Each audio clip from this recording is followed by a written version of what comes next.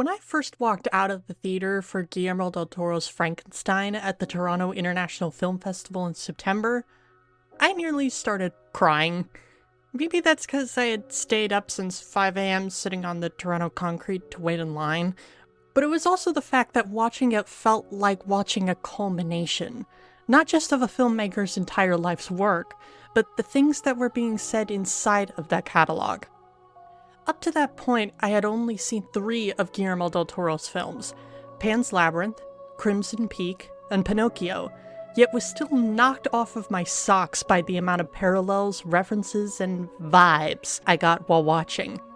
Then I proceeded to inhale the rest of his filmography in probably a month, and at the end felt like my third eye opened. See, Guillermo del Toro is a director that likes to repeat things. He's even gone on record saying that all of his previous movies were his attempts to make Frankenstein. I gave it over 50 years of my life, so yes, it's in all of my movies. All 13 movies have elements of the film. Pinocchio is another prodigal father asking for forgiveness of his child. My first movie, Kronos, deals with eternal life. Shape of Water, certainly, the idea of the monster being of the same essence than the female character, and the female character recognizing herself in it. While this does provide fertile ground to write think pieces galore about the connections between Pacific Rim and Frankenstein, today I want to limit myself to only half-ish of his filmography. Kronos, The Devil's Backbone, Pan's Labyrinth, Crimson Peak, The Shape of Water, and Pinocchio.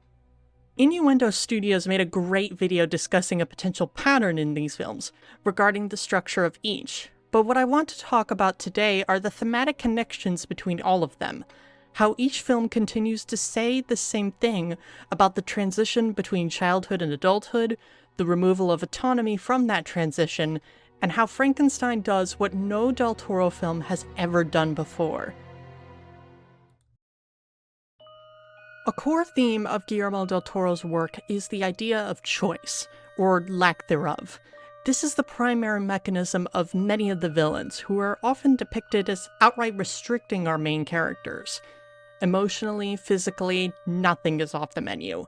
But the funny thing is, that restriction of choice cuts both ways. Strickland has to obey his boss, otherwise he loses everything he currently has. Vidal is certainly snorting the fascism drug for all it's worth, but even if he had any inkling of wanting anything else, he wouldn't be allowed to under the belief system and government he follows. Quote, "We know you're not here by choice. You're wrong about that. I choose to be here because I want my son to be born in a new, clean Spain." Thomas feels trapped and restricted in his own way by Lucille, specifically saying he can't leave her, and attaches to Edith's perspective of characters and stories, quote, "making choices." And therein lies our first red thread. All of these examples extending to the villains are personal in delivery. Vidal forces his fascistic beliefs into Ophelia's familial unit, forcing a newborn into his fatalistic death wish story. Even Ophelia and her mother's relationship that is implied to be really close is destroyed under pressure from the world to conform. Jacinto's cruelty and violence is passed down to Jaime, who inflicts it onto the other boys. Lucille disguises her murder tendencies in concern, poisoning her victims. Strickland literally gets up and personal with Zelda and uses her middle name as a threat. We see Podesta in the beginning of Pinocchio as a regular person, but after taking the fascism drug, his personality is completely hollowed out. Even his own son isn't allowed to have any markers of home in becoming a donkey. Even the ringmaster gets his claws into Pinocchio by tying his work to helping his father. Choice is a resource that is taken away by the villainous forces of the story, one that not even the villains can keep, which they try to fix by taking what little choice the protagonists already have, but we'll get to that later. If choice is a resource in these stories, it is one that appears to be easy to fork over. The villains dress up their control in niceties, or such overwhelming force that it seems wrong or nonsensical to refuse. All of the characters who retain their free will or disobey do so at great personal cost. Candlewick refuses his father's orders. Spazzatura disobeys the ringmaster and risks his life for Pinocchio. The doctor refuses Vidal's orders and dies for it. Pinocchio, Jesus, and Ophelia give up immortality for the sake of their loved ones. All of them refuse the easy choice to fall in line with their oppressor of the day and make the harder choice that is high cost, but it is still the right thing to do. There's this concept in behavior called bad faith. Bad faith refers to, quote, lack of honesty in dealing with other people. Not only are the villains acting in bad faith, inflicting control on others while having none themselves, but the main characters are threatened with it, which they ultimately reject. It's not just a matter of what's easy, it's about what's true to who that person is. That's why the faun asked Ophelia to sacrifice her brother with the pale man's weapon, something we know was used to kill children. If she were to say yes, she'd not only be doing what's wrong, she'd be doing the same thing Vidal does. Sacrifice an innocent child for the sake of yourself. Choice is both the struggle between good and evil in Guillermo del Toro's stories, and an expression of a person's, for the lack of a better word, soul. Another piece to our Del Toro puzzle pie is the idea of family. We've already talked about how choice can both positively and negatively impact a familial unit, but the familial units themselves are a whole other can to open. Either in family or one family unit contrasted against another, family is another major drive of conflict in these movies. And like choice, family as a concept is treated as another resource for the villains to use for their own ends. The Devil's Backbone, Crimson Peak, and Pinocchio specifically treat familyless people as resources to use, either boost juice, money, or just monkey power. Vidal most likely married Carmen only to have a male heir, taking advantage of a grieving widow for babies to further his fascist generational trauma. Jacinto uses the other orphans as extra hands to further his own ends, or loose ends to snip. You know, kids who don't have families like you. Strickland cares more about his own career than his actual children. In fact, speaking of Strickland, even the moniker of son that Strickland's boss uses isn't actually a term of affection. It's a reminder of rank, his boss being higher than him, always sniffing his boot. This even gets to a meta level. Kronos is named after the Greek god of the same name, who would eat his own children to keep himself at the top of the top. All of these villains see family not as an opportunity for a community, but as either an accessory to their tyrannical rule or just a statistic. And like we pointed out, this leaves very little room left for any assumed bond of family. Vidal imprisons Ophelia, ordering her to be killed if anyone tries to rescue her. Lucille instantly skewers Thomas for loving Edith over her. Jacinto kills his own girlfriend for disobeying him. Strickland abandons his own family and arguably uses his own wife to get off while disregarding his own bleeding hand. And on the other side of the coin, we have the heroes, where family isn't a material commodity exclusive to one's own blood, but their source of strength. Eliza, Ophelia, and Carlos find hope and strength in their found family members of Giles, Mercedes, and Jaime. Mercedes herself also ends up being Ophelia's brother's caretaker, who resolves to never let Vidal's toxic trauma story or even his name be uttered again. Pinocchio leaves Geppetto not out of disregard for him, but to help him. Edith is given reassurance that her father loved her, which pushes her to fight back with the very weapon he gifted her. Like with choice, the heroes refuse to treat family as cynically as their oppressors. They treasure bonds as much as they treasure their own lives. And what makes those bonds so powerful is because they're made between people who actually have stuff in common, their truest selves. Giles and Mercedes don't have to hide their allegiances or preferences around Eliza and Ophelia, because both already know what it's like to be on the wrong end of the world. Pinocchio and Geppetto finally come together due to him accepting Pinocchio as he is. Aurora is totally cool with her grandfather being a vampire in a backwards suit. Even Edith's best friend Alan is totally comfortable with her ghost stories and clapping back at his mom. There is not a stench of bad faith in these relationships, and that is what helps the heroes triumph over the villains. But wait, I keep talking about the villains and what they do to the good guys, but why? Why are the villains in Del Toro's movies so cruel and controlling? Because at the end of the day, they are control freaks, not just towards others, but regarding themselves. Pop quiz.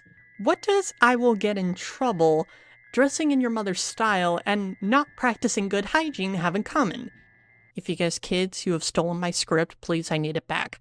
Something that smacked me across the face while doing my filmography feast of Del Toro was that the villains are all inherently childish in their aesthetics, their actions, their philosophies. Jacinto freaks out when he doesn't get his own way, when people remind him of how small he is, to the point that actual kids easily imitate his behavior. Strickland buys something he doesn't entirely like, but other people say he should like.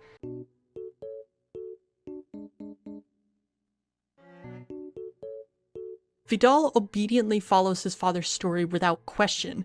Angel is more gleeful at having his uncle's entire business as opposed to him being dead, and he even draws into himself when it's likely he'll be hit. Even the villains, who are undoubtedly adults, like in Pinocchio, they still are trying to get children to be adults, at least their version of adulthood.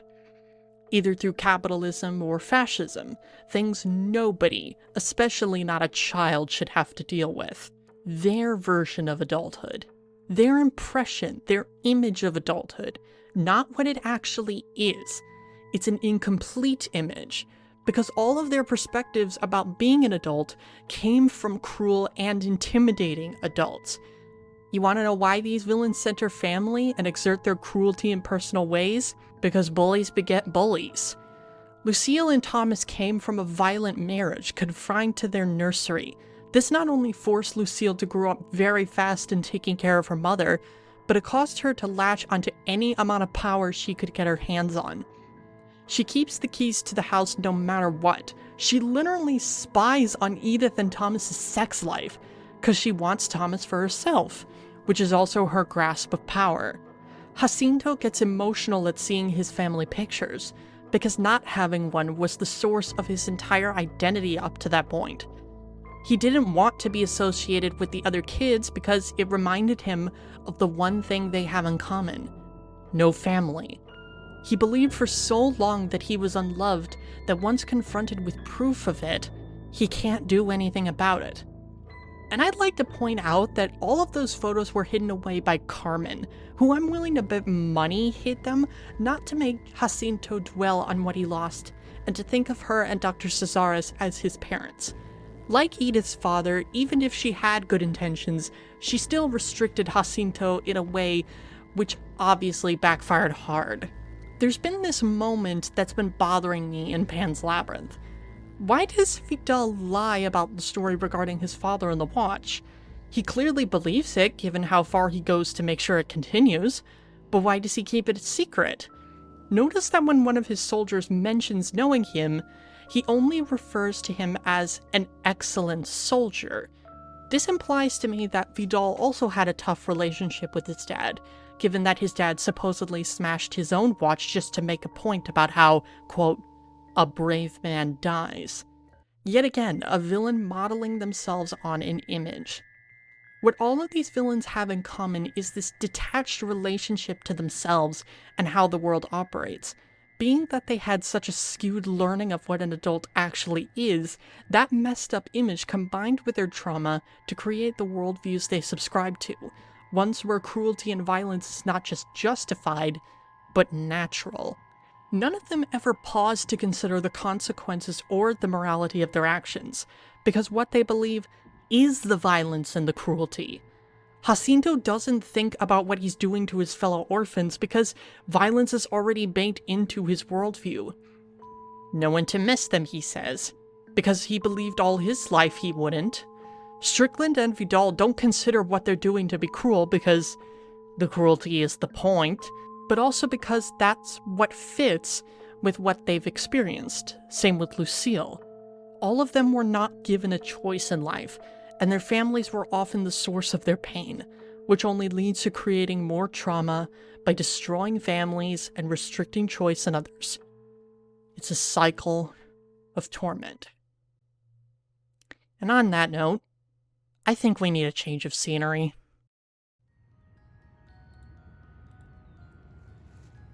Like I said at the beginning of the video, watching the ending of Frankenstein felt much larger than I could understand at the time. Now, having explored these themes across his films, that idea has not only been retained, but strengthened. Frankenstein is both a culmination of a director's entire life work and the conclusion to the themes of choice, family, and the stunted development created from trauma.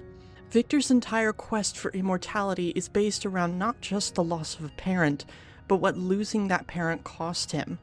No longer having a person in his life that understood him, he was left at the mercy of Tywin Lannister, who not only despised him for what he looked like, but relied on the same beat-it-into-them style of parenting that Vidal, Strickland, Lucille, Angel, Jacinto, Volpe, and Podesta know all too well. All of the child memories and experiences Victor could have had were instead given to his brother William, while he was the one who had to grow up too fast. This even extends to the way his father taught him, by avoiding his hands because they would be the money makers, quote-unquote. He treats Victor as a passenger, a tool to carry on his family name and legacy, a resource to exploit. This, to the shock of no one, leads Victor to adopt the same approach when having to parent the creature. He refuses to recognize the creature as his own son, rather just a thing devoid of personal attachment. Victor continuously denies the creature any moniker of family, calling him it and himself his maker. But it's not just an absence of family, it's also that he can't see the creature as the baby he was born as, but expects him to have the same level of intelligence as a human adult, literally trying to make a child into an adult through violence and cruelty. So of course, the character who acts as the counterbalance to Victor's entire worldview is one that lost his eyesight, but can see perfectly. Instead of living under a father that despises what he looked like, the creature was taken in by a man who literally could not see him. There is no image for him to be forced into, because there is no picture of him at all. Like Mercedes, Giles, and Jaime, the blind man gives our protagonist a found family, which not only means a much healthier idea of what a family is supposed to be, but also gives something that had previously been denied: choice. Victor gives him the illusion of choice that he instantly reneges. The blind man lets him do what he pleases. When the creature feels trapped by the identity forced onto him by his origins, the blind man affirms his newly forged identity of a good man. Choice is not something automatically assumed or restricted, and if it is, it's immediately given without price. Elizabeth as well is a major benefactor to the creature's relationship to choice. Being a woman in the 1800s who loves things considered strange or creepy by the world, she knows how to recognize a parallel soul. Her care and love for him is not just empathy, it's recognition of someone in a similar position as her. Her compassion is what helps the creature to understand what Victor is doing to him is wrong, because he now knows what a kind person can be. But here's where we go from recognizing the pattern to rising beyond it. What we've talked about so far is how Frankenstein repeats the pattern set up in the previous films. We've seen the cycles of abuse creating stunted development, the enforcement of that cycle through control and violence, and the support guide swimming against all of that. But here is where we deviate in how the cycle is prevented from repeating. Jesus, Carlos, Ophelia, Edith, Eliza, and Pinocchio's endings serve two functions. They all triumph over the villain by not giving in to their worldview, by holding to their values in worlds where everyone is telling them not to, even if it costs them their lives. Either they die or they lose loved ones. But even in that suffering, there is still good that comes out of it. Aurora, the Fishman, and Geppetto all live. Santi and Thomas are at peace. Ophelia's brother is saved from Vidal's control. It's a spiritual victory, even if the cost is high materially. Frankenstein does both parts very differently because A, the hero cannot die, and B, the character they're trying to save is the villain. See, the thing we have to consider here is the creature never wanted any of this. He was at his happiest when not hurting anybody and just living as a regular dude in the mountains.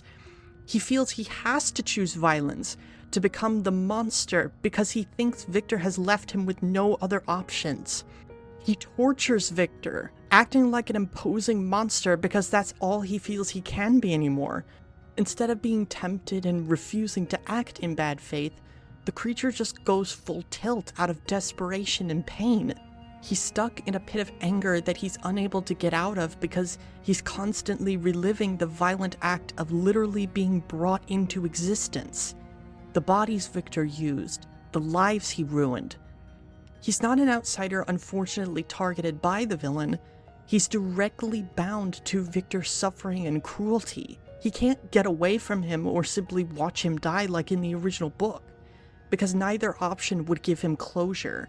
In forgiving Victor, the creature figuratively saves him from the trauma and abuse he endured under his father. The kindness and empathy he seemingly lost with his mother is given back to him. This in turn allows himself the closure he needs in order to live, instead of continuing to be consumed by his trauma. The creature never lets go of the compassion he has had since he was a baby. He refuses to become the corrupted image of adulthood that Victor was subject to, and instead ends up as the good man that the blind man believed him to be. Guillermo del Toro has always been telling the same stories over and over throughout his career, all in different contexts, but ultimately saying the same thing, that through true connection we find the strength to act beyond others' expectations. But what previously bound these stories was the inevitable bittersweetness. Even if there is victory for our characters, it is, in the grand scheme of things, short-lived. Many of them will go on to be lost to time, or history, or something else. The villains inflict their pain on a personal level, and, for the most part, that's where it stays. Frankenstein, on the other hand, while stopping the cycle, also allows itself to indulge just a bit in the seemingly impossible. Hope. The creature, now free from the grip of his trauma, is able to fully indulge in his kind nature again by saving the captain's ship from the ice, men that he earlier was willing to sacrifice to his anger. He is able to watch the sunrise again, not as a reminder of his pain, but as a new beginning. While I wouldn't say this ending is truly happy, it certainly is far more sweet than bitter. And that's on purpose. The movie not only breaks the cycle of abuse and control that the previous films explored, it also breaks the feeling of melancholy that they also explored. So yeah, Frankenstein is hope punk, and that's amazing.